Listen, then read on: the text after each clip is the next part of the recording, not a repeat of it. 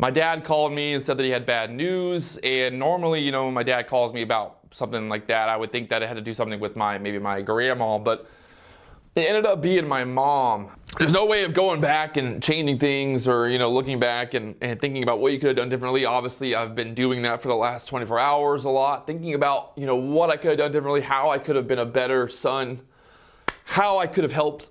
But I also realized that what my mother was battling, it's not something that, you know, you can really help. It's not something that you can just give someone money. It's not something you can just, you know, buy something for someone to help them. That's not how it is. It takes so much more than that. And I don't know if it's because I've been selfish over the years, or if I've just not cared enough, because I didn't think that it would get to this point.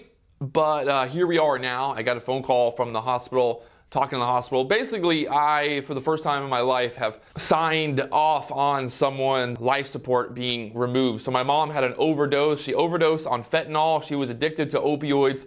The reason that she was addicted to opioids, I guess I can't say the reason, but one of the main reasons that she started really kind of getting into opioids and into drugs, I think, stems from when she had breast cancer. When I was younger, she had breast cancer, and obviously, you know, back in the day, they were prescribing opioids. Anyone and everybody, basically, if they had any type of pain issue or any type of problem back in, you know, the early 2000s, the 90s, it was pretty common to just prescribe, you know, Oxycontin, prescribe very serious drugs to basically anyone. And that's what I think really stemmed her addiction, is when before she had breast cancer, to my knowledge, she wasn't doing drugs. Like, I don't remember a point where my mom was doing drugs before she had breast cancer. Maybe I'm wrong. Maybe she already had a drug problem. But I would like to believe that she started doing the drugs after she got breast cancer and after the doctors prescribed these pharmaceutical over-the-counter drugs. These are legal drugs that they prescribe to people. And they have very, very serious consequences, and the only person who pays those consequences is not the doctors, it's not the hospitals, it's not the nurses, it's the people that they prescribe these drugs to. And I've actually got some stats here that are really interesting, because obviously the whole entire world right now is up in arms about oppression, about race, and about all these issues that everyone, you know, believes really matter, because the media, because people tell them that, hey, you know, you got to get behind this movement. You got to support this movement. In 2018, 69,000 people died from drug overdoses. 7 out of 10 overdoses are due to opioids.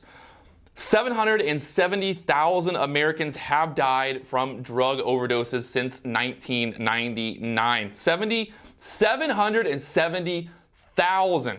That's 707. That's almost 1 million people have died from drug overdoses since 1999. And what's even more interesting is, closer to now, from 1999, here in 2018, 2017, 2019, the amount of fentanyl or synthetic opioids have increased. So a lot of the deaths now are due to fentanyl, which is a synthetic opioid that some people, I guess, mix with heroin, or they also just shoot up fentanyl. I've never done it, so I wouldn't know exactly. Maybe what it matters is that people are basically dying every single day from these drugs that are being prescribed by major pharmaceutical companies, because at the end of the day, they make a lot of money.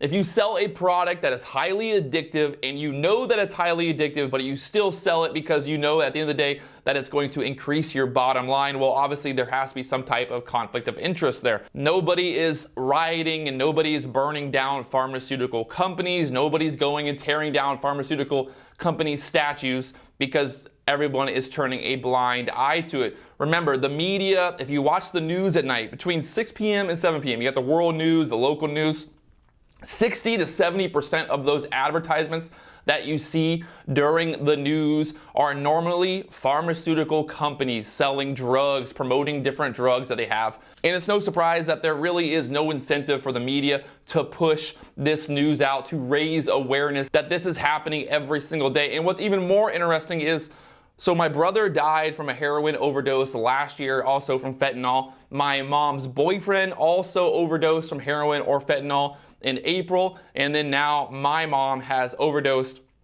and died from fentanyl as well. Now, I cannot count how many people I know who have been shot and killed by a police officer, but that's all the media wants to talk about. When you, again, look at the facts, when you look at facts, like in 2017, 68 people were killed unarmed by police officers. So again, you don't know what they were doing, if they were fighting, if they were, what was going on in the situation. In 2017, 30 of those people were white, and 20 were blacks. The point that anyone is rioting and tearing down statues and going crazy because of what BLM is telling them to push, while 69,000 people, white, black, Spanish, every single color, is dying from opioids. But again, no one is out rioting and tearing down statues and causing issues because of this problem. This is a major, major issue that we have, a pandemic of sorts. In Florida, 7,000 people have died from coronavirus so far. Now, in 2019, 3,000 people died from overdoses. So, again, we're shutting down businesses, we're all freaking out and going nuts, but nobody is talking about the drug epidemic. Now, in 2006, there was over 215 million prescriptions of opioids. 215 million prescriptions.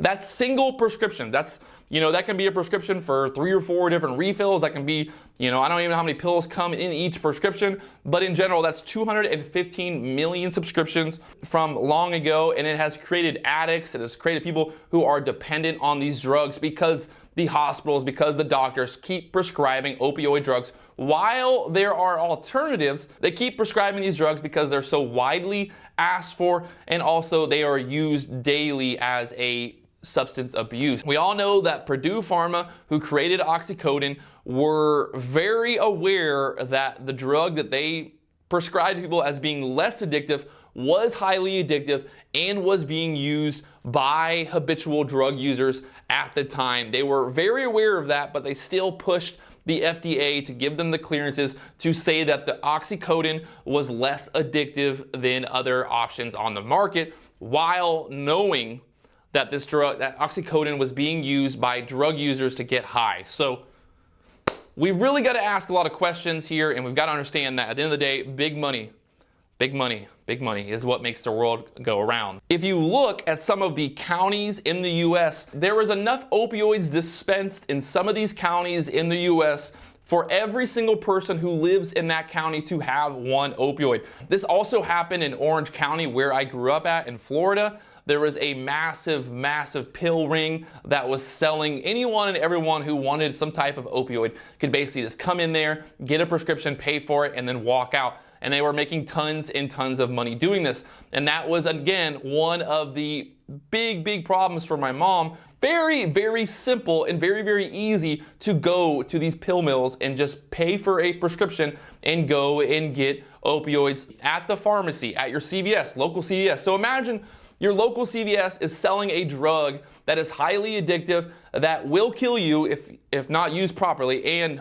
well, again, can do major, major damage to your life, to your mind, to your just overall idea of life. My brother, after he was on these drugs, was not the same person. My mother, after she was on these drugs, was not the same person.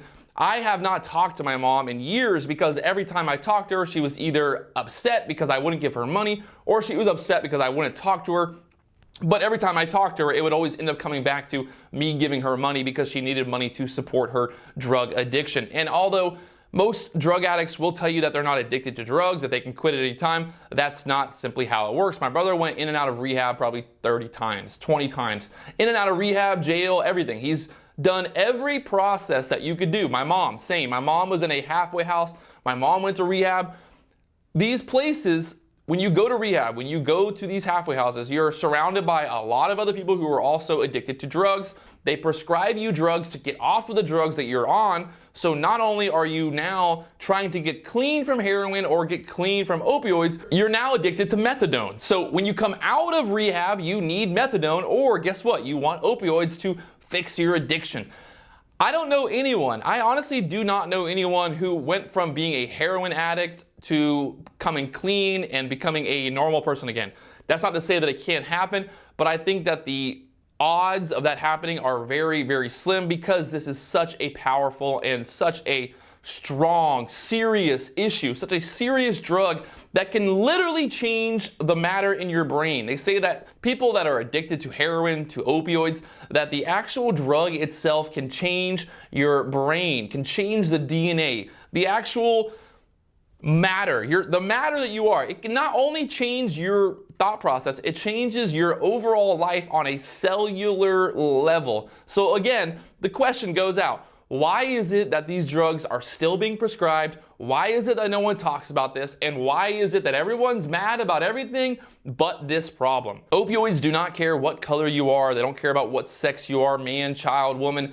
They don't care. So the argument of white, black, and all this is just about the media trying to push an agenda while people are still dying on the streets. At the end of the day, we've really got to look at what's going on here and ask ourselves, is this a bigger issue than some of the bigger issues that people talk about every day on the news and on social media? So ask yourself before you become brainwashed by the media, before you become brainwashed by social media, thinking that there are important topics that you should be focused on. There could be other topics that are a lot more important to focus on and could actually affect your life. I really hope that this video does reach anyone and everyone that has been affected by opioids. Like I said, I've had 3 people in my life be taken out by this drug. So I am no stranger to the opioid epidemic, and I'm hoping that this video, if you are having any type of issues, addiction issues, or if you're having any type of problem that you're going through right now, you can reach out to me. There's other people you can reach out to. Please remember that this is not a simple battle. This is not just as easy as going cold turkey. If you have an issue, if you're depressed, if you're taking drugs, anything like that, if you've got something going on, seriously, talk to someone, try to get help today, because this is a very, very serious issue, and it's not just as simple as quitting. Life's short, my friends. Life is really short.